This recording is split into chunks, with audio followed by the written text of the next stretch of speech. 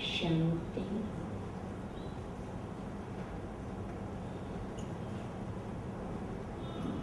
पवित्रता की अनमोल पूंजी को प्राप्त करने के लिए, उसका रसास्वादन करने के लिए, उसके सुमधुर फल सुख शांति की प्राप्ति करने के लिए, उस परम लक्ष्य की ओर चलने के लिए हम सभी को सुनहरा अवसर मिला है। जीवन प्रतिपल एक यात्रा है और इस यात्रा में मानव मात्र को गतिशील रहना बहुत आवश्यक है। इस गतिशीलता में हम प्रतिपल ऊर्जावान रहे, ये बहुत महती जरूरत है और इस ऊर्जा का ही प्राप्ति का साधन हम सब को ढूंढना है।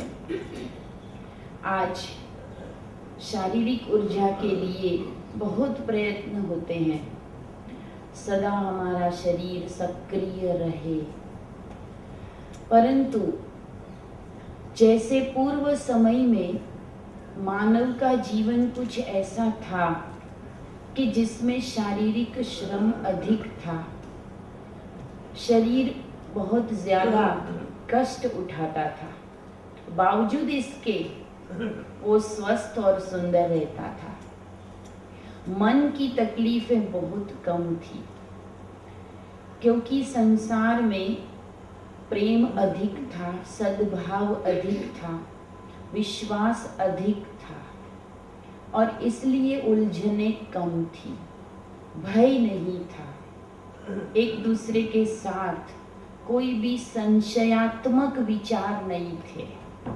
आज हम अपने पास में बैठे हुए व्यक्ति के प्रति भी बिल्कुल आशंकित रहते हैं कि पता नहीं मेरे पास में बैठा है, वो मेरे साथ कुछ भी बुरा कर सकता है, मेरे घर में रहता है, वो मेरे साथ कुछ भी बुरा कर सकता है। तो ये मानसिक उलझने दिनों दिन बढ़ी, शारीरिक कष्ट कम हुआ क्योंकि अनेक विज्ञान के साधन हमें उपलब्ध हो गए।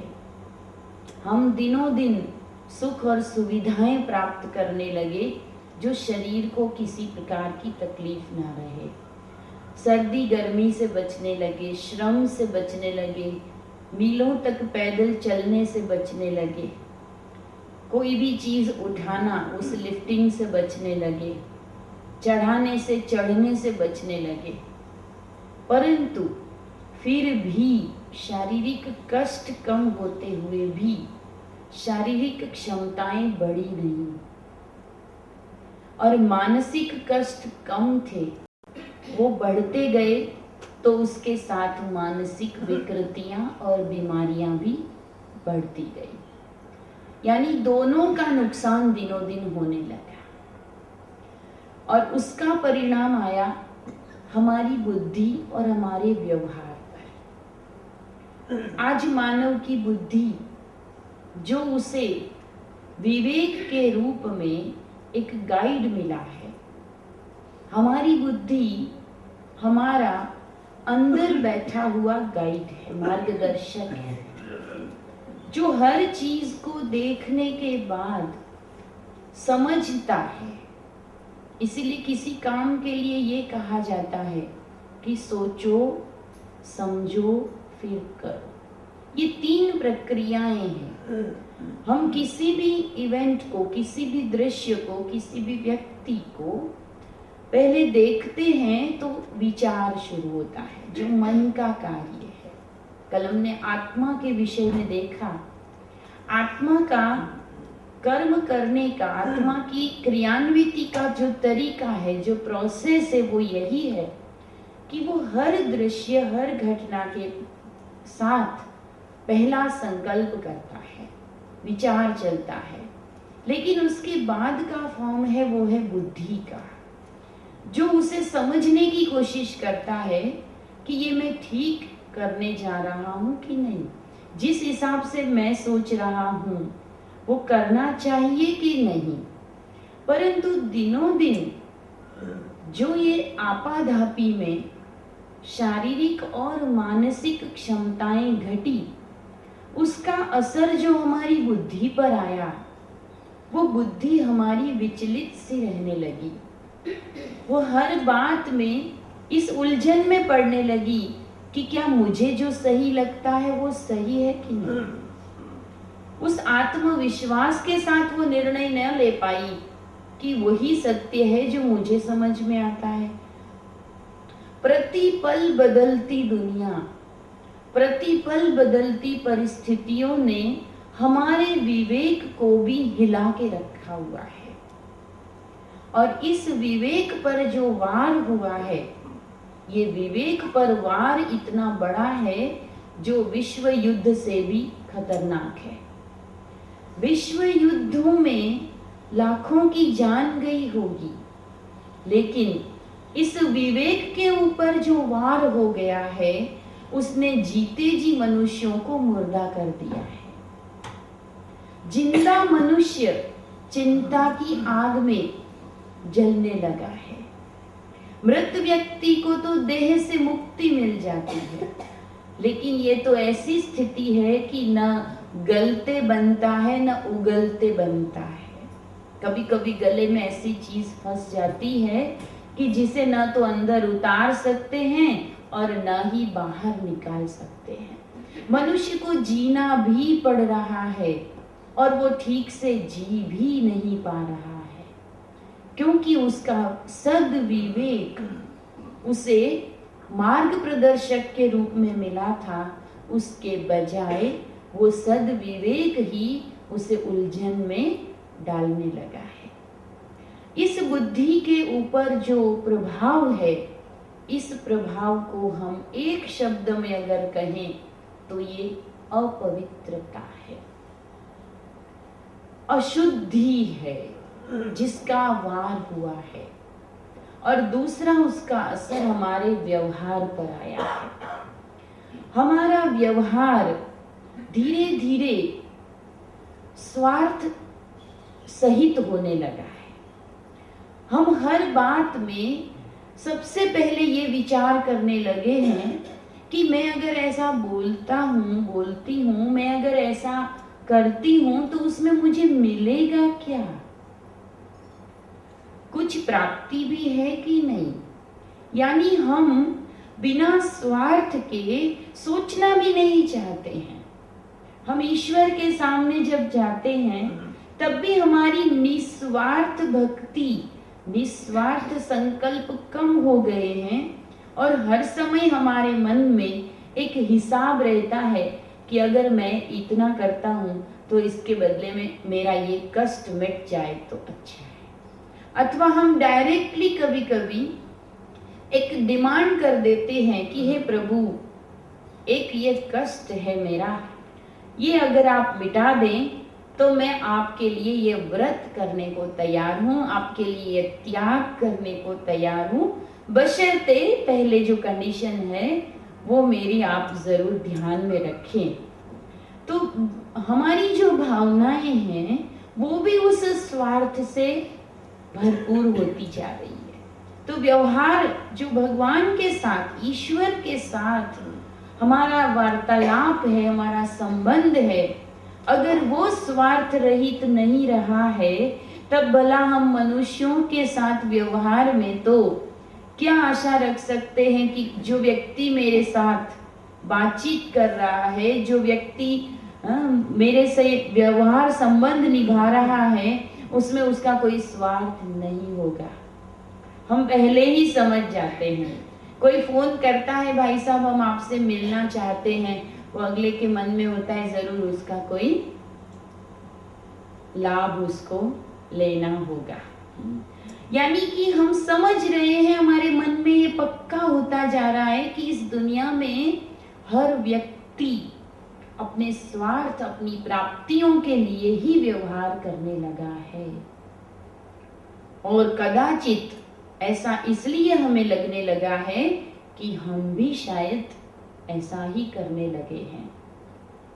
जहां तक मेरे अपने किसी कार्य की सिद्धि, मेरे अपने किसी मान की प्राप्ति, मेरे अपने किसी विघ्न की जो नष्टता है वो न हो रही हो, जब तक मेरे प्रॉब्लम सॉल्व नहीं हो रहे हो, तब तक मैं किसी और के बारे में सोच भी नहीं सकती हूँ। धीरे धीरे ये हाल है। तो आज जो विषय है मैं इसलिए इससे लिंक कर रही हूँ, पवित्रता सुख और शांति की जननी है। पवित्रता जिसको हम शुद्धता कहते हैं, शुचिता कहते हैं, आत्म शुद्धि कहते हैं, अलग अलग शब्द अनेक कहे हुए हैं। उसके बहुत से एस्पेक्ट है। एक तो एक स्थूल स्वरूप है पवित्रता का, जिसको आप शारीरिक पवित्रता कहते हैं। लेकिन शारीरिक पवित्रता की भी गहराई में हम नहीं जा पाते हैं। हम ये समझ लेते हैं कि शारीरिक रूप से स्वच्छ रहना यही पवित्रता है। बहुत से धर्मों ने केवल स्नान कर लेना, शुद्ध हो जाने को ही शारीरिक पवित्रता मान लिया, पर ये तो बहुत ही सुपरफिशियल रूप है। परंतु शारीरिक पवित्रता का एस्पेक्ट है आपके जीवन में स्वस्थता के लिए आप स्वच्छ रहें, ये अच्छी बात है। लेकिन उससे भी बड़ी बात है कि आपका शरीर, आपकी इंद्रियां किसी ऐसी प्रवृत्ति में प्रवृत्त न हो जो आपके पतन का या आपके मन की अशुद्धि का कारण बनती हो। जिसको हर धर्म ने महत्व दिया वो है ब्रह्मचर्य, संयमित जीवन। इस कर्मेंद्रियों का एक ढांचे से बने शरीर को उस सद प्रवृत्ति में रखना जहां से वो किसी भी ऐसे कषाय के, ऐसे किसी अशुद्धि के वश न हो जाए। दूसरा है हमारी पूरी दिनचर्या वो ऐसी व्यवस्थित बने, ऐसी निर्मल बने कि जिस दिनचर्या में कोई भी इंद्रिय को इस अनमोल जीवन में व्यस्त रहने को तो मिले, लेकिन वेस्ट करने को ना मिले। हम पूरी दिनचर्या में देखते हैं हमारे बहुत से कर्म व्यर्थ होते हैं। बहुत से हमारे ध्यान जो देते हैं, हम जिन चीजों को देखते हैं, सुनते हैं, आफ्टर ऑल देखते हैं कि वो सब कुछ व्यर्थ होता है। तो समय, शक्ति, संकल्प हमारी दिनचर्या के कारण व्यर्थ बहते हैं, ये भी अशुद्धि है। जैन धर्म हमें बताता है अब्रह्मचर्य 9 लाख कषाय के बराबर है। एक कषाय को धोने में अनेक उपवास की साधना बताई गई है। इसीलिए ईश्वरीय ज्ञान, अध्यात्म हमें उस ऊंचाई की ओर ले जाता है कि जब आपको यह तन एक माध्यम के रूप में मिला है, तो आप इस तन के माध्यम से जो इसका प्रयोग करने वाला आत्म तत्व है, उस आत्म तत्व की मदद कीजिए। यह शरीर मेरी मदद करे, मैं आत्म तत्व, यह शरीर मुझे मदद करे, मेरा सहायक होना चाहिए, ये मेरा सेवक है। बजाय उसके आत्मा इस शरीर का, इंद्रियों का गुलाम होने लगा और वो यह सोचने लगा कि ये इंद्रियों को अगर मैंने तृप्त नहीं किया तो इंद्रियां शायद उदास हो जाएंगी, नीरस हो जाएंगी, मेरा जीवन नीरस हो जाएगा। तो पवित्रता यानी हर इंद्रिय शुद्ध बने। इसीलिए हर धर्म ने भी पवित्रता को इस ब्रह्मचर्य के साथ जोड़ा है। साथ ही आज हमारा जो बाह्य दिखाव है, जो हमारी ड्रेस है, हमारा जो बाह्य व्यक्तित्व है, उसमें भी किसी प्रकार प्रकार की ऐसी चंचलता, किसी प्रकार का ऐसा हमारा हाव भाव न हो जो अन्य प्राणियों में, वातावरण में काम, क्रोध, लोभ, ईर्ष्या, अहंकार, इन चीजों को जन्म दे। उसे कहते हैं पवित्रता। पवित्रता ही वो पूंजी है जो हमने गीत में सुना, जो सर्व सुखों को बिना प्रयास के, बिना पुरुषार्थ के हमारे चरणों में लाती है। एक महान व्यक्ति, एक साधु जब कोई बनता है, वो अपने सारे सुखों को त्याग कर, कितने सारे लोग उन्हें सम्मान दे रहे हैं, सलाम कर रहे हैं, उनके चरणों की सेवा करने को तैयार है, उनके हर बोल उठाने को तैयार है, लेकिन उन सब का त्याग वो इसलिए कर देते हैं कि उन्हें पवित्रता रूपी अमृत को पाना है। तो जब जिन चीजों का वो त्याग करके उस पवित्रता के अमृत को पाते हैं, तो उसके बाद वो एक गांव के, एक राज्य के राजा न रहकर समग्र विश्व के राजा बन जाते हैं। पहले वो एक राज्य पर राज्य कर रहे होते हैं, बाद में वो विश्व की आत्माओं के दिलों पर राज्य करने वाले हो जाते हैं।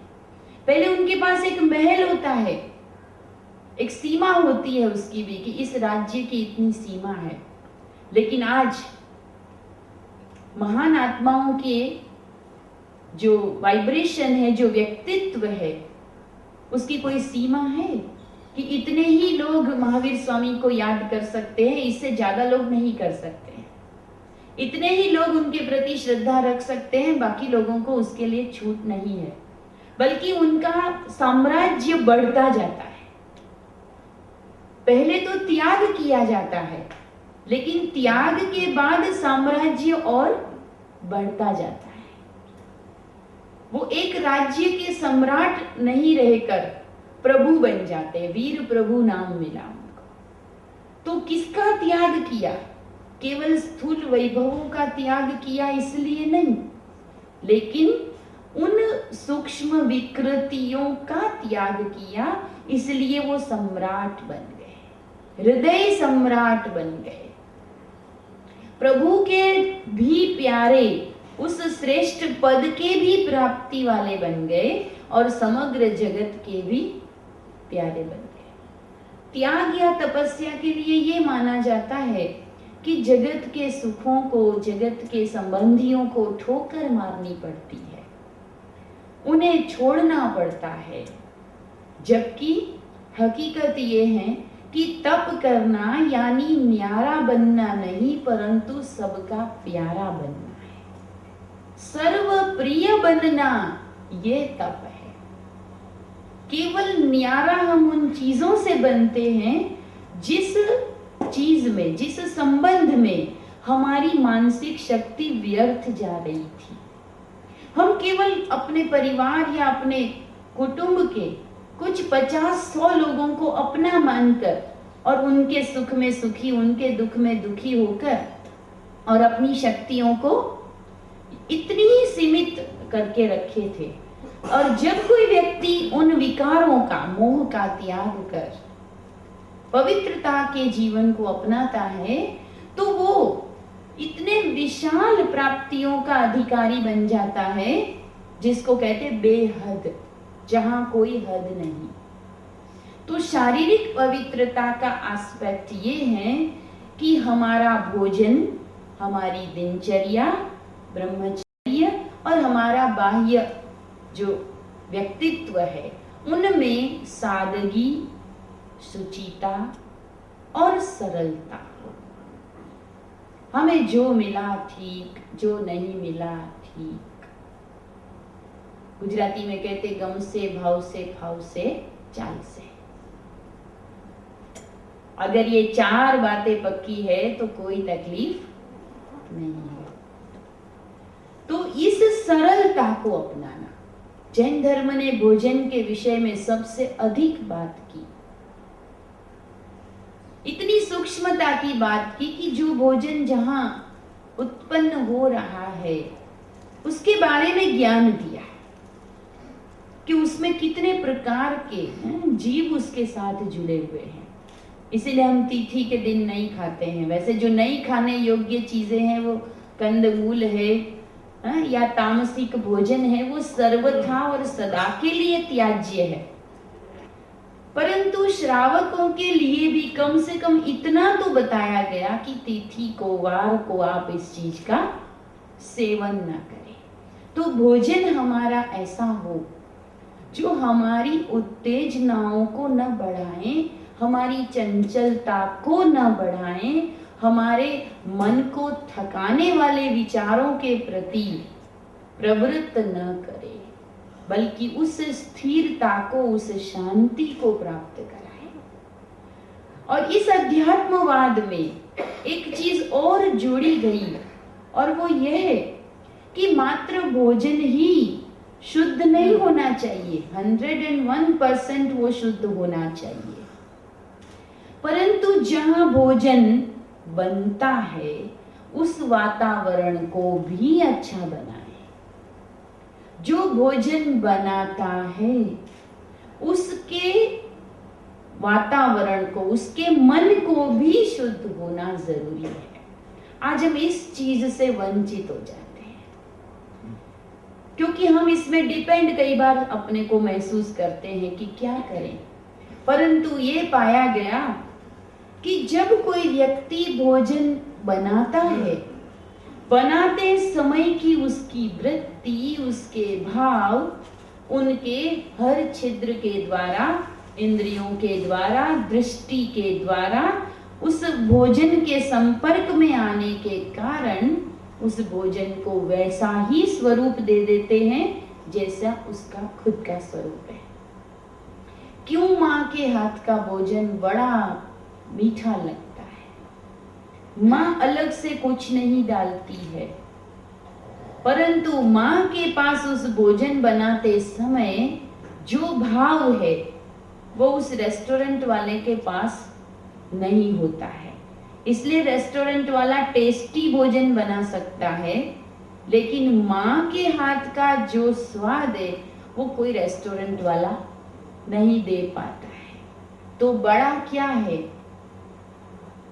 उस भाव की बात है। तो ऐसे ही आज हम चारों तरफ देखते हैं कि जो भाव मनुष्यों के मन में है, प्लीज डोंट माइंड, पर माताएं जब भोजन बनाती है तो इस चीज का ध्यान रखना वो कि उस भाव से मैं भोजन बनाऊं कि जिससे खाने वालों का हृदय शुद्ध हो जाए।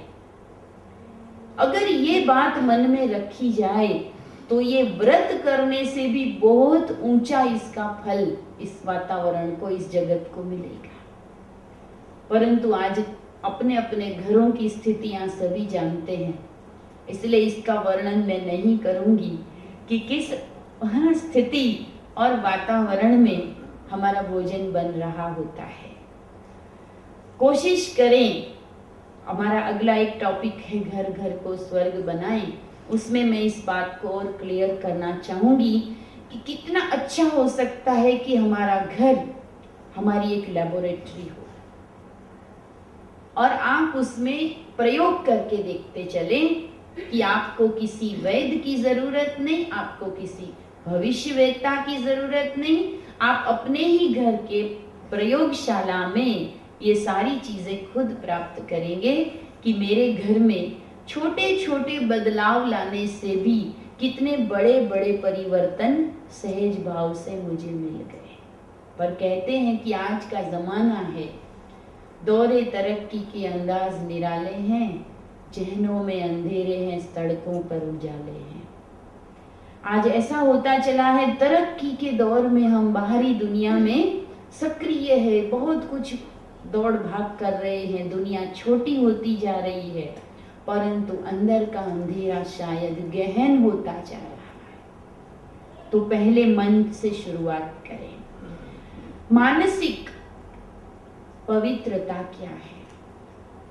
मानसिक पवित्रता है विचार और भावना की पवित्रता। विचार हमारे अनेक प्रकार के उठते हैं। 24 घंटे में हम 45-50 हजार विचार कर लेते हैं सामान्य रूप से, और जब कभी तनाव का दौर चलता है, चिंताओं का दौर चलता है, तब वो उसकी मात्रा और अधिक बढ़ने लगती है। बढ़ते बढ़ते बढ़ते कभी कभी 80 हजार को भी पार कर लेती है जब हम हाइपरटेंशन का अनुभव करते हैं। हाइपरटेंशन शरीर में उस तनाव का असर है, परंतु उसकी शुरुआत है मन के विचारों की मात्रा बढ़ना। अन्य सारे कारण गौण है, प्रमुख कारण एक ही है कि मन की धमनी 2 गुना चलने लगती है, जस्ट 2 गुना चलने लगती है। तो मन की विचार कब सरल और शांत रहेंगे, कम मात्रा में रहेंगे, और उसका असर हमारी श्वास प्रक्रिया से भी है। तभी तो कहते हैं कि पवित्र आत्माएं लंबी आयु जीती है। लंबी उम्र किस आधार पर प्राप्त होती है? हमारे जो विचार है उसकी गति जितनी शांत होती है, मात्रा जितनी कम होती है, उतने हमारे श्वासोश्वास भी नॉर्मल होने लगते हैं, धीमे होने लगते हैं। और इसीलिए ईश्वर ने हम सबको जो आयु प्रदान की है, वो आयु हमारे श्वासों के आधार पे दी है, समय या वर्षों के आधार पे नहीं दी है। तो हम जो सोच रहे हैं उस सोच में सरलता आवे। वैसे भी दुनिया में बलशाली वो नहीं है जो कुछ भी कर सकता है।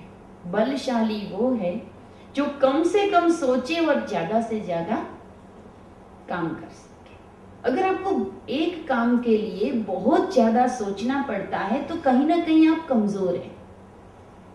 सोचना कम पड़े और काम अधिक हो, मात्रा संकल्पों की कम हो परंतु उसकी क्वालिटी बहुत ऊंची हो। विचारों की क्वालिटी को ऊंचा बनाना है। जैसे नोट तो नोट है, लेकिन एक 2 रुपये का नोट 1000 रुपये का नोट है। नोट एक ही है, परंतु उसकी क्वालिटी अधिक होने से 1000 में अनेक प्राप्ति आप कर सकते हैं और उस नोट से कम प्राप्ति कर सकते हैं। विचार उतने ही हो लेकिन उसकी क्वालिटी को बढ़ाएं। इतनी हमारी पवित्रता से प्राप्ति भी है कि जब हम अपने विचारों को उस निर्मल भावना के साथ करते हैं, मैं इस संसार रूपी विशाल नाटक में एक छोटा सा पात्र लेकर अपना एक्टिंग कर रहा हूं। जो कुछ भी हो रहा है मेरे आसपास वो सृष्टि नियंता को मंजूर है। मुझे ध्यान देना है अपनी परफॉर्मेंस पर, न कि मेरे आसपास वालों की परफॉर्मेंस पर। हम अधिक समय व्यतीत होते हैं औरों के व्यवहार से, जबकि उसकी कोई जरूरत नहीं है।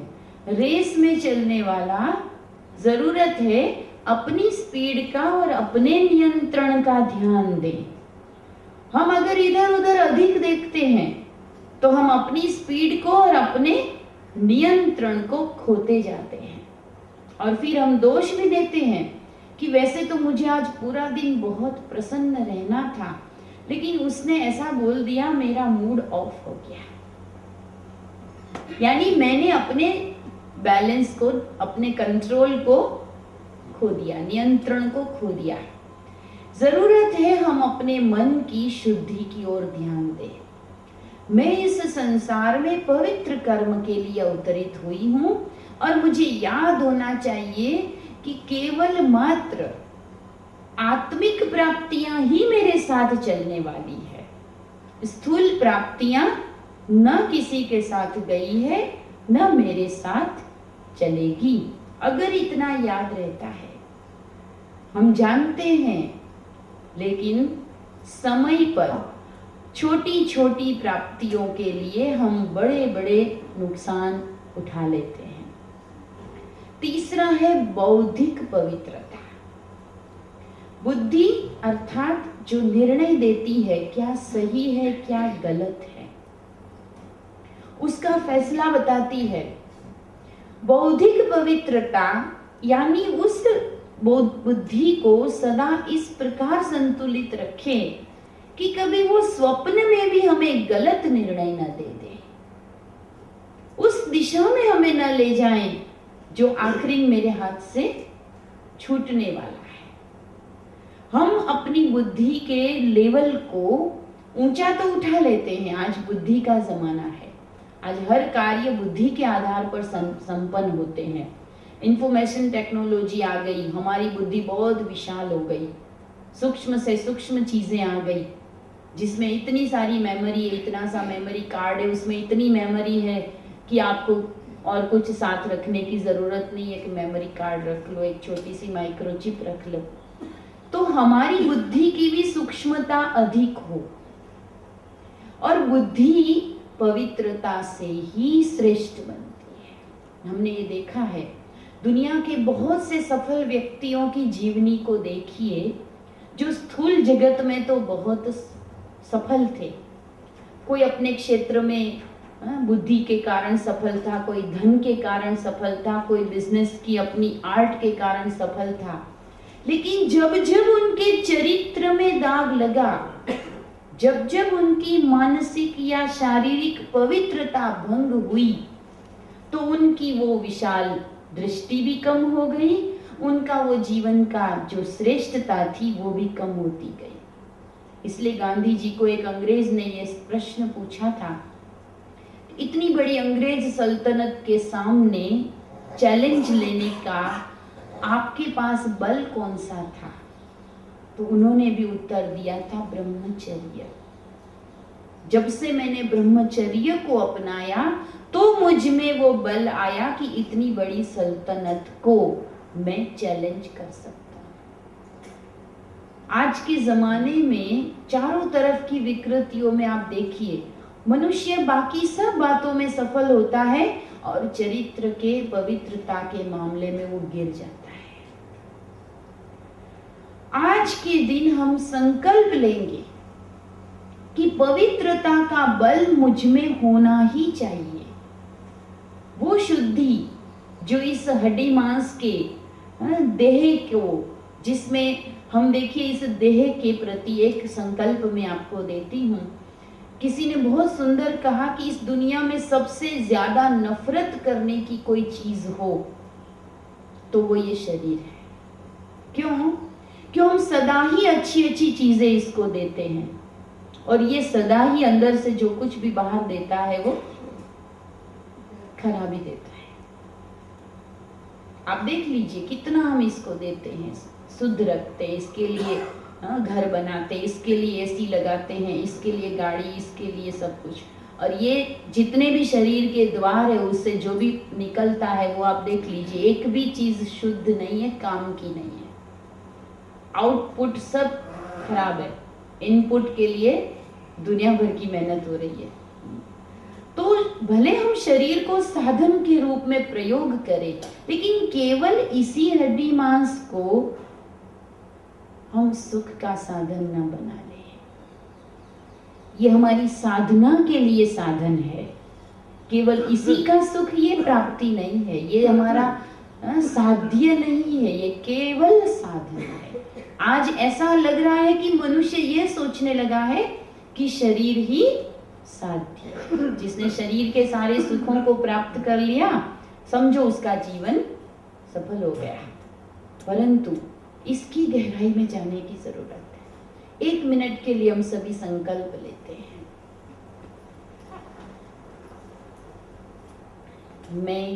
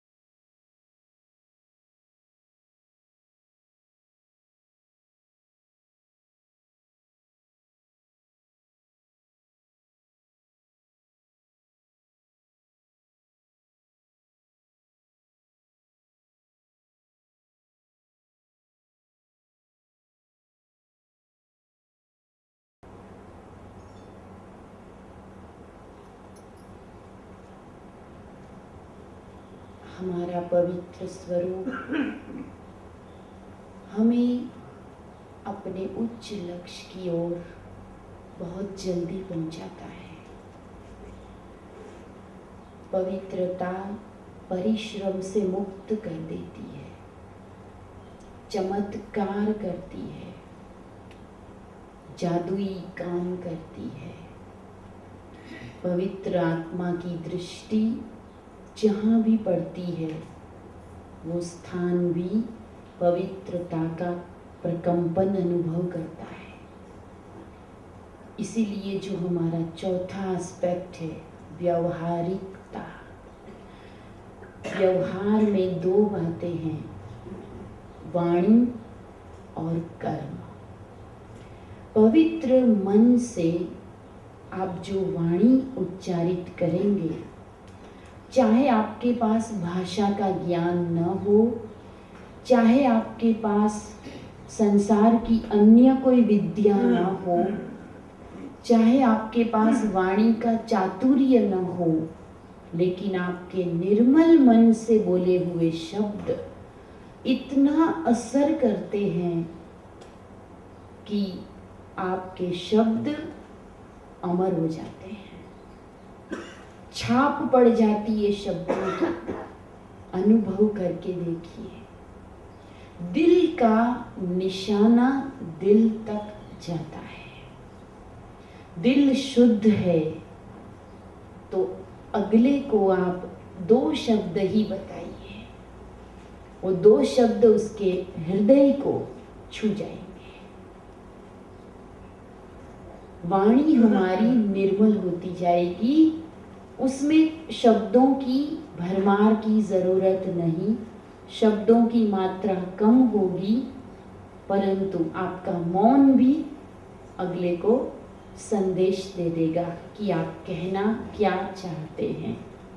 हजारों किलोमीटर दूर बैठे हुए व्यक्ति को मैसेज देना चाहते हैं, शांत हो जाइए, पवित्र मन से उसकी आकृति को सामने लाइए और उसे अपना मैसेज दे दीजिए। आपके पास थोड़े समय में ही रिप्लाई आएगा।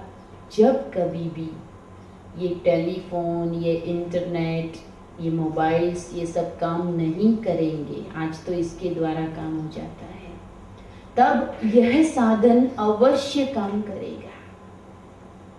कोई दूर का व्यक्ति बहुत बीमार है, आप उसके पास नहीं पहुंच पा रहे हैं, उतना समय नहीं है, साधन नहीं है, आप यहाँ पर ही उसके चित्र को सामने लाइए और उसको अपने पवित्र मन से वाइब्रेशन दीजिए। संकल्प कीजिए कि मैं उसके सिर पर हाथ फेर रहा हूँ, उसके पांव दबा रहा हूँ, उसको बात करके सांत्वना दे रहा हूँ और वो वहां तक पहुंच जाएगा। क्योंकि जितनी प्योरिटी उतनी पावर।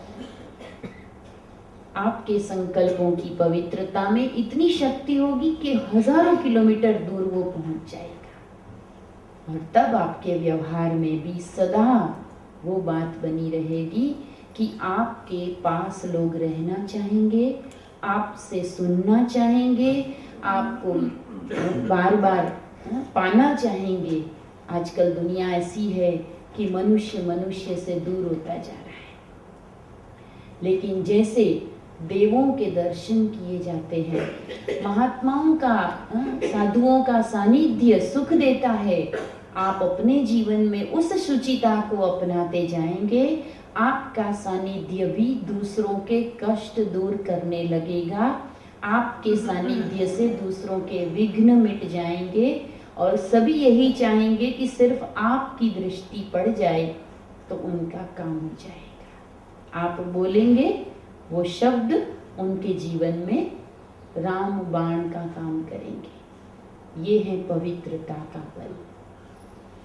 तो आशा करते हैं परमात्मा जो परम पवित्र है, उनकी तरह हम सभी भी परम पवित्रता की ओर चलें। जीवन का लक्ष्य पवित्रता हो पवित्रता के धन की प्राप्ति करना हमारे जीवन का लक्ष्य बन जाए। ओम शांति, ओम शांति।